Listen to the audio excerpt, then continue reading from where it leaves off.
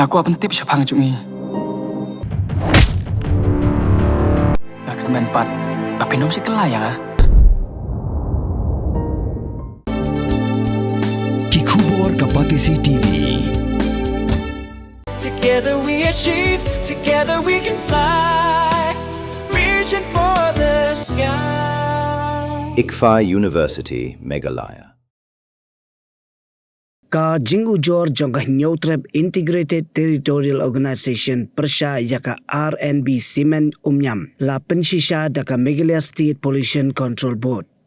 Dang shen ka Neutrab Integrated Territorial Organization kala pente bajba baha ka artarik unaitung arajar arpun rio. Ka seng kala IT daka ujor syaka Meghalaya State Pollution Control Board Persha yaka RNB Semen Umïam. Halor ki jingkeno ba kala Pynkheiñ ya ki Kyndon jingyada mariang bat ki an jingyada naka jingjabo mariang ki bala bu daka bot hau kerua bala padu presiden ka seng upa donbok dakar syakilat pathai kubor haka khatwei tarik u naitung arja punrio ula pente bhadin bala yo pediang ya ka Jingujor naka Hito ka Meghalaya State Pollution Control Board kala pha ya ka kenhun ki officer ban lej jureb bat toket benia ya ka jaka trekam jongka RNB Semen Umïam.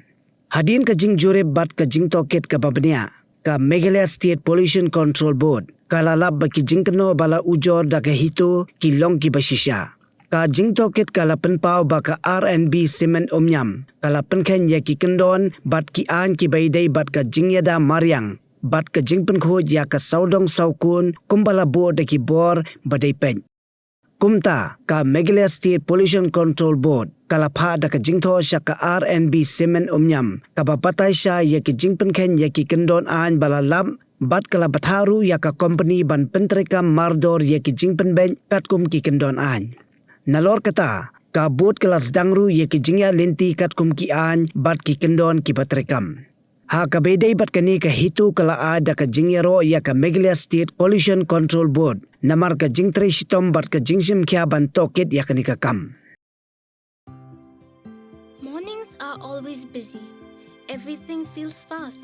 I hear mom shouting and I'm trying not to be late. Outside, Shillong is already awake.